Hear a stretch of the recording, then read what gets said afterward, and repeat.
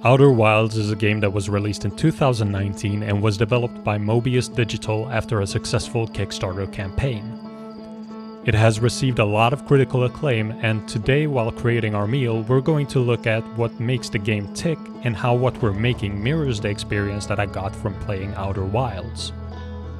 Starting out, I'd have to say that if I were to look at this game using the same criteria that I use while looking at other games, then I probably wouldn't like the game very much. All of this starts out at the gameplay, so let's take a look at that while I prep the ingredients.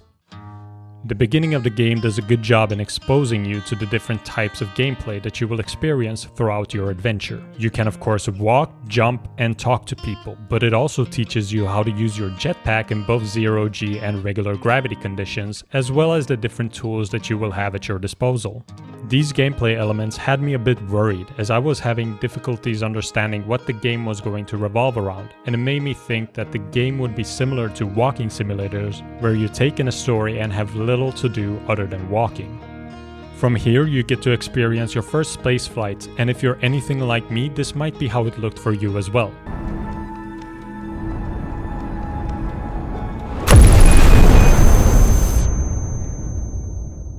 And funnily enough, it mirrors my progress with the meal, as it was the first dark roux that I've ever made, and in hindsight I believe I may have burnt it a bit. In Outer Wilds, death isn't really a big deal, but that isn't really the case with burnt roux, and considering the late hours that I did on this, I decided to stick with it and bring my new knowledge of roux doneness into the future. Your first death is an introduction to what Outer Wilds really is. As you wake up, you find out that things are not the same as they were the last time you woke up. Usually, when you play games, death becomes a sort of reset for the state of the world, and you need to do whatever you did after your last checkpoint. But here, the player character is fully aware of their death and everything that happened, which mirrors your own experience. So not only does the player character become a stronger mirror of your own experience, but you also realize that this is essentially a roguelike experience.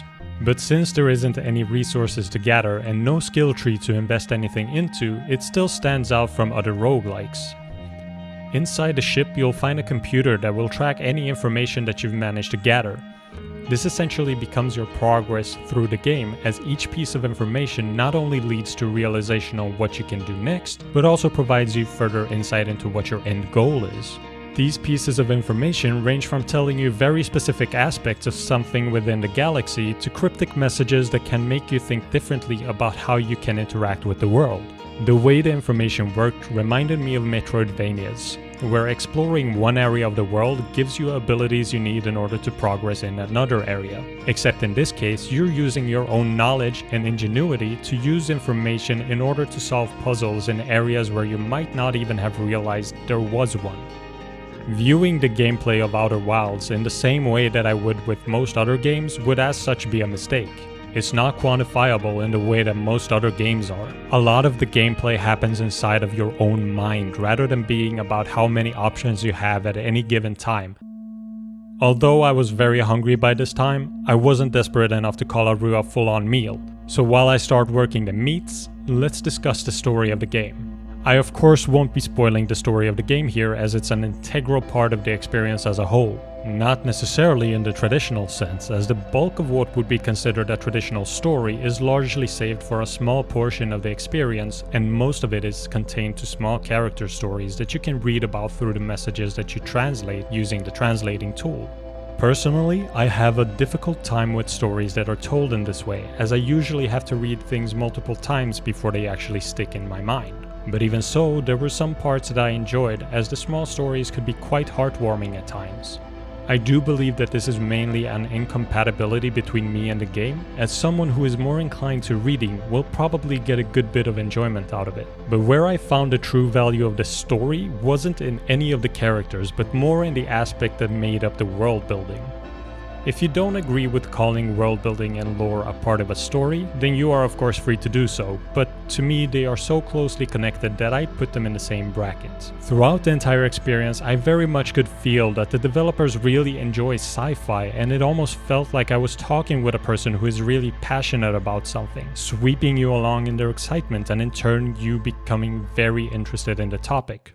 Let's discuss the art of the game while I make the finishing touches on the dish, and I want to start out by saying that from a technical standpoint the game isn't going to be winning an award. The game was made by a small team, so obsessing over each individual asset is naturally not going to be a priority for them. But art isn't limited to the amount of polygons or the number of pixels.